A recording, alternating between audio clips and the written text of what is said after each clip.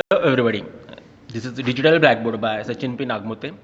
इस वीडियो में हम जो टॉपिक डिस्कस करने वाले हैं वो है how to obtain transfer function from Bode plot. तो हमारे पास एक क्वेश्चन है, determine the transfer function of system whose asymptotic gain plot is shown in figure. तो यहाँ पे आप देख सकते हो कि एक बोडे मैग्नीट्यूड प्लॉट दिया है और इस मैग्नीट्यूड प्लॉट के ऊपर से हमें जो है ट्रांसफर फंक्शन निकालना है। अभी तक हमने जो भी प्रॉब्लम सॉल्व किए उसमें हमें ट्रांसफर फंक्शन दिया रहता था और उस पर से हमने फिर बोडे प्लॉट बनाया, यानी मैग्नीट्यूड प्लॉट और फेज प्लॉट बनाया। लेकिन ये इन्वर्स बोडे प्लॉट है, इसका मतलब हमें मैग्नीट्यूड प्लॉट के ऊपर से ट्रांसफर फंक्शन लाना है। अब आप यहाँ पे देख सकते हो कि यहाँ पे जो मैग्नीट्यूड प्लॉट दिया है वहाँ पे डिफरेंट लाइन्स हैं और हर एक लाइन का स्लोप जो है वो अलग अलग है। फॉर एग्जांपल ये जो स्ट्रेट लाइन दिख रही है इसका मतलब इसका स्लोप कितना है, 0। उसके बाद स्लोप चेंज हो रहा है और वो स्लोप की वैल्यू दिया है -6 dB पर ऑक्टेव। अभी तक हमने देखा है कि स्लोप रहता था -20 dB पर डिकेड, -20 dB पर डिकेड और 20 dB पर डिकेड।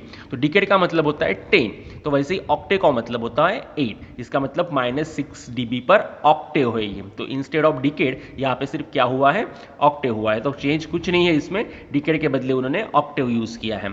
तो इस लाइन का स्लोप है -6 dB पर ऑक्टेव, इस लाइन का स्लोप है -12 dB पर ऑक्टेव, उसके बाद इस लाइन का जो स्लोप है वो है -6 dB पर ऑक्टेव। ठीक है, तो इस जो भी मैग्नीट्यूड प्लॉट दिया है, लाइन के स्लोप दिए हैं, उस पर से हमें ट्रांसफर फंक्शन निकालना है। तो ट्रांसफर फंक्शन निकालना मीन्स एग्जैक्टली क्या करना है, तो एग्जैक्टली हमें करना क्या है, तो g of S into H of S निकालना है। इसका मतलब हमारे न्यूमरेटर में कुछ टर्म रहेगी, तो सबसे पहले टर्म कौन सी रहने वाली है, गेन k। तो k की कुछ टर्म रहेगी, उसके बाद न्यूमरेटर में और एक आधा फैक्टर रहेगा, उसको हम रिप्रेजेंट करेंगे 0 से, क्योंकि न्यूमरेटर में हमेशा 0 रहता है। फिर डिनोमिनेटर में भी कुछ टर्म्स रहेंगी, यानी जो पोल को रिप्रेजेंट करेंगी। तो इस तरीके से हमें जो है ट्रांसफर फंक्शन लाना है। तो अगर ऐसा ट्रांसफर फंक्शन हमें मिल गया, इसका मतलब हमें क्या मिल गया, transfer function of the system which asymptotic gain plot is shown in figure. तो अभी हमें ये सब वैल्यूज निकालनी पड़ेंगी, k की वैल्यू निकालनी पड़ेंगी, इसका मतलब ये कॉर्नर फ्रीक्वेंसी Z1 जो भी फैक्टर है वो वैल्यू हमें निकालना पड़ेगा। तो हम शुरू करते हैं इसको सॉल्व करना। अब सबसे पहले जो है, हम जो भी मैग्नीट्यूड प्लॉट दिया है, तो सबसे पहले हम एक बात ये क्लियर कर देंगे कि अगर -20 dB पर डिकेड का जो अगर रिजल्टेंट स्लोप आता था, किसी फैक्टर को अगर हमने ऐड किया और ऐड करने के बाद जो स्लोप चेंज हो जाता था, दैट इज -20 dB पर डिकेड या फिर 20 dB पर डिकेड। तो -20 dB पर डिकेड है तो वो फैक्टर रहता था पोल, और फिर 20 dB पर डिकेड है तो वो फैक्टर हो जाता था 0। तो इस केस में डिकेड न देते हुए क्या दिया है, ऑक्टेव दिया है। तो इसका मतलब सिंपल है, अगर -6 dB पर ऑक्टेव रहेगा तो वो फैक्टर क्या कहलाएगा, वो फैक्टर कहलाएगा पोल, और +6 dB पर ऑक्टेव अगर है तो उसे हम क्या बोलेंगे, 0।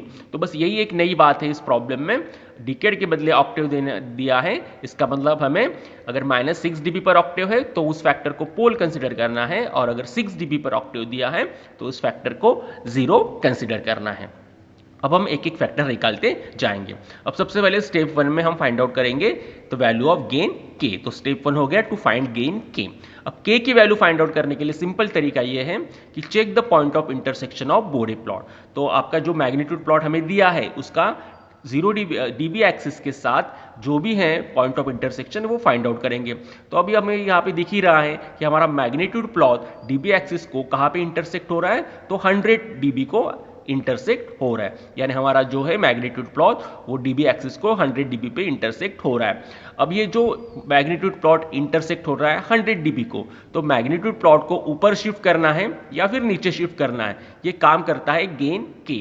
तो k की वैल्यू पे डिपेंड होता है कि मैग्नीट्यूड प्लॉट ऊपर कितना शिफ्ट हो रहा है या फिर नीचे कितना शिफ्ट हो रहा है। इसका मतलब सिंपल है कि यहाँ पे 20 log k कितना होगा, 100 dB। 100 dB क्यों, क्योंकि हमारा जो पॉइंट ऑफ इंटरसेक्शन है, इस मैग्नीट्यूड प्लॉट का जो पॉइंट ऑफ इंटरसेक्शन है dB एक्सिस के साथ वो कितना है, 100 dB। इसका मतलब 20 log k कितना होना चाहिए, 100 dB। तो ये इक्वेशन हमें मिल गया। इसका मतलब हम आराम से अभी k की वैल्यू निकाल सकते हैं।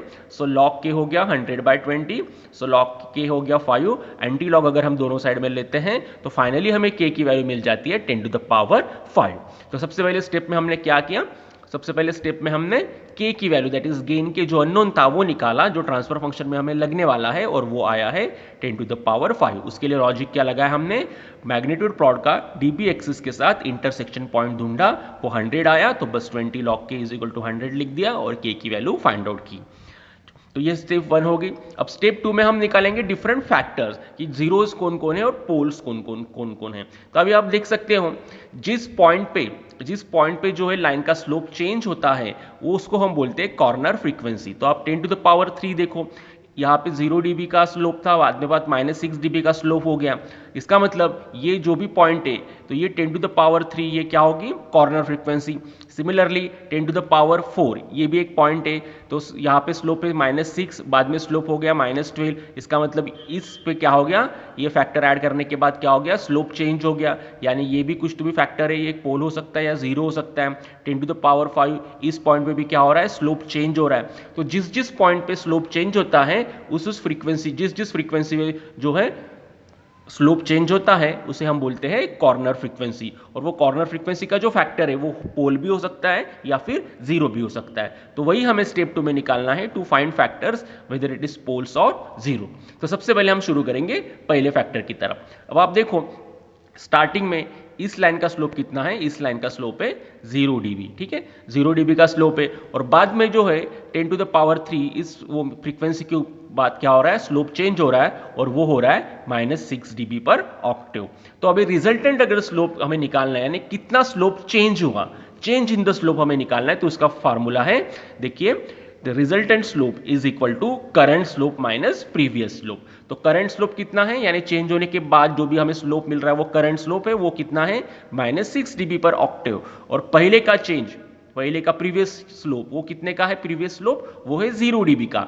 तो अभी का कितना है, -6 dB पर ऑक्टेव, और पहले का कितना था, 0 dB पर ऑक्टेव। इसका मतलब रिजल्टेंट स्लोप हो गया current slope minus previous slope, यानी -6 -0, तो रिजल्टेंट स्लोप आ गया -6 dB। अब रिजल्टेंट स्लोप अगर -6 dB है, इसका मतलब 10 टू द पावर 3 ये जो कॉर्नर फ्रीक्वेंसी है, ये फैक्टर ऐड करने के बाद जो रिजल्टेंट स्लोप मिल रहा है वो है -6 dB पर ऑक्टेव। इसका मतलब 10 टू द पावर 3 ये क्या होगा, ये बट नेचुरली ये फैक्टर जो है पोल होगा। इसका मतलब हमें मिल गया कि 10 टू द पावर 3 ये क्या है, पोल है। तो पोल है, इसका मतलब उसको हम पोल के फॉर्म में, कॉर्नर फ्रीक्वेंसी के फॉर्म में कैसे लिखेंगे, 1 + s/10 टू द पावर 3। तो हमने क्या किया, पहला फैक्टर निकाल के रख दिया जो कि पोल था, और कॉर्नर फ्रीक्वेंसी तो दी है यहाँ पे, कितना है, 10 टू द पावर 3, ठीक है। वैसे ही हम आगे बढ़ेंगे, हमें पहला फैक्टर मिल गया पोल 1 + s/10 टू द पावर 3। अभी हम दूसरे फैक्टर की तरफ बढ़ेंगे। दूसरे फैक्टर में फिर से देखना कि स्लोप कहाँ पे चेंज हो रहा है। अब हमें दिख रहा है कि यहाँ पे स्लोप चेंज हो रहा था, उसका तो हमने फैक्टर निकाल दिया। अब दूसरा चेंज जो है इस पॉइंट पे हो रहा है, that is 10 to the power 4। इस पॉइंट पे स्लोप जो है चेंज हो रहा है, इसका मतलब यहाँ पे भी एक पोल या फिर 0 कुछ ना कुछ तो ऐड उसने किया ही होगा। तो इस पॉइंट के लिए भी हम रिजल्टेंट स्लोप निकालेंगे। तो देखिए इस पॉइंट के लिए अगर प्रीवियस स्लोप, यानी पहले स्लोप कितना था, -6 dB पर डिकेड, तो पहले स्लोप था -6 dB पर डिकेड, और 10 टू द पावर 4 पे आने के बाद स्लोप क्या हो गया, चेंज हो गया। कितना हो गया चेंज, वो हो गया -12 dB पर डिकेड। तो अगर रिजल्टेंट स्लोप अगर निकालना है तो फिर से हम फार्मूला यूज करेंगे रिजल्टेंट स्लोप का, that is resultant slope is equal to current slope minus previous slope. तो करंट स्लोप कितना था, करंट स्लोप है अभी -12 dB पर डिकेड, और प्रीवियस स्लोप कितना था, -6 dB पर डिकेड, यानी -12 -6। तो फाइनली रिजल्टेंट स्लोप कितना आएगा, -12 + 6। तो -12 + 6 होता है -6 dB। इसका मतलब इस कॉर्नर फ्रीक्वेंसी पे 10 टू द पावर 4, इस कॉर्नर फ्रीक्वेंसी पे जब हमने फैक्टर ऐड किया तो रिजल्टेंट स्लोप कितने का आया, -6 dB पर डिकेड। इसका मतलब ये फिर से क्या होगा, फिर से पोल हो गया, क्योंकि अगर निगेटिव रहता है रिजल्टेंट स्लोप तो वो क्या है, पोल है। इसका मतलब हमें नेक्स्ट फैक्टर भी मिल गया। नेक्स्ट फैक्टर क्या है, पोल है, और कॉर्नर फ्रीक्वेंसी कितने है उसमें, 10 टू द पावर 4। तो हम उसको कैसे लिखेंगे कॉर्नर फ्रीक्वेंसी के फॉर्म में, 1 + s/10 टू द पावर 4। तो हमें नेक्स्ट फैक्टर भी मिल गया। नेक्स्ट फैक्टर भी पोल है जिसका कॉर्नर फ्रीक्वेंसी है 10 टू द पावर 4, तो वो हो गया 1 + s/10 टू द पावर 4। अब हम आगे बढ़ेंगे, आगे हम फिर से चेक करेंगे कि नेक्स्ट फिर से स्लोप कहाँ पे चेंज हो रहा है। तो आप देख सकते हो कि 10 टू द पावर 5 इस पर्टिकुलर कॉर्नर फ्रीक्वेंसी भी क्या हो रहा है, स्लोप चेंज हो रहा है। देखिए -12 dB पर ऑक्टेव का स्लोप था, उसके बाद क्या हो गया, -6 dB पर ऑक्टेव का स्लोप हो गया। इसका मतलब 10 टू द पावर 5 पे भी एक फैक्टर ऐड किया है। इसका मतलब हमें इसके लिए भी क्या निकालना पड़ेगा, रिजल्टेंट स्लोप। तो रिजल्टेंट स्लोप के लिए फिर से हम फार्मूला यूज करेंगे कि resultant slope is equal to current slope minus previous slope. तो देखिए -12 dB पर ऑक्टेव का स्लोप था और बाद में हो गया -6 dB पर ऑक्टेव। इसका मतलब करंट स्लोप कितना है -6 dB पर ऑक्टेव और प्रीवियस स्लोप कितना था -12 dB पर ऑक्टेव। तो हम फिर से फार्मूले वैल्यू पुट करेंगे तो -6 dB माइनस ऑफ -12 dB, ठीक है ना। देखिए यहाँ पे करंट स्लोप है -6 dB पर ऑक्टेव और रिजल्ट और उसका प्रीवियस स्लोप था -12 dB पर Octave. So -6 dB minus of -12 dB, so finally resultant slope होता है -6 dB प्लस 12 dB। तो ये हो गया रिजल्टेंट स्लोप 6 dB। अब रिजल्टेंट स्लोप 6 dB है, इसका मतलब 10 टू द पावर 5 इस कॉर्नर फ्रीक्वेंसी पे जब फैक्टर ऐड किया तो रिजल्टेंट स्लोप कितने का बना 6 dB का। इसका मतलब बट नेचुरली ये पॉजिटिव स्लोप है रिजल्टेंट स्लोप, तो ये क्या होगा, ये हो गया 0। तो अभी नेक्स्ट फैक्टर हमें मिल गया लेकिन वो फैक्टर क्या है 0 है। तो 1 plus s by 10 to the power 5। तो हमें कॉर्नर फ्रीक्वेंसी भी पता है, दी है यहाँ पे 10 टू द पावर 5, लेकिन वो फैक्टर हमने आइडेंटिफाई किया वो कौन सा है 0। तो वो हो गया 1 plus s upon 10 to the power 5। उसके बाद फिर से चेक करो आप नेक्स्ट स्लोप कहाँ पे चेंज हो रहा है। तो इसके बाद तो स्लोप चेंज ही नहीं हो रहा है क्योंकि ये -6 dB पर ऑक्टेव यही स्लोप की लाइन आगे इन्फिनिटी तक जा रही है। इसका मतलब अभी नेक्स्ट जो है लाइन का स्लोप चेंज नहीं हो रहा, यानी हमें सभी फैक्टर के लिए जो है स्लोप निकाल लिया है, फैक्टर्स भी हमने आइडेंटिफाई कर लिए हैं। ठीक, अब हम सबको एक साथ लिखेंगे तो क्लियर हो गया। अभी जो भी हमें दिया था मैग्नीट्यूड प्लॉट उस पर से हमने क्या किए, सभी के फैक्टर्स के स्लोप के हिसाब से फैक्टर्स निकाल दिए और वो भी आइडेंटिफाई किए कि वो पोल है कि 0 है। तो हमें मिल गया सबसे पहले के 10 टू द पावर 5, उसके बाद हमें मिल गया next factor that is pole 1 plus s to the power s by s upon 10 to the power 3। उसके बाद फिर से हमें एक पोल मिला जो था 1 plus s upon 10 to the power 4, वो भी पोल था। और उसके बाद लास्ट फैक्टर हमें जो मिला वो था 0 1 plus s upon 10 to the power 5, ये था 0। तो बट नेचुरली अभी हमारा ट्रांसफर फंक्शन लिखने के लिए हम तैयार हो गए।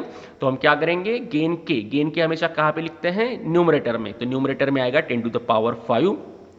0 के जो फैक्टर है वो कहाँ पे लिखेंगे हम, न्यूमरेटर में, इसलिए 1 plus s upon 10 to the power 5 कहाँ पे आएगा, न्यूमरेटर में। और पोल कहाँ पे लिखते हैं हम, डिनोमिनेटर में। इसका मतलब 1 plus s upon 10 to the power 3 ये भी डिनोमिनेटर में आएगा, और 1 plus s upon 10 to the power 4 ये भी कहाँ पे आएगा, डिनोमिनेटर में आ गया।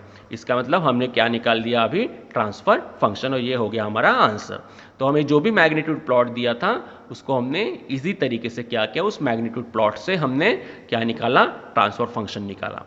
सो आई होप कि आपको ये वीडियो और ये प्रॉब्लम अच्छी तरीके से समझ में आया होगा। So please like share and subscribe digital black board. Thank you very much.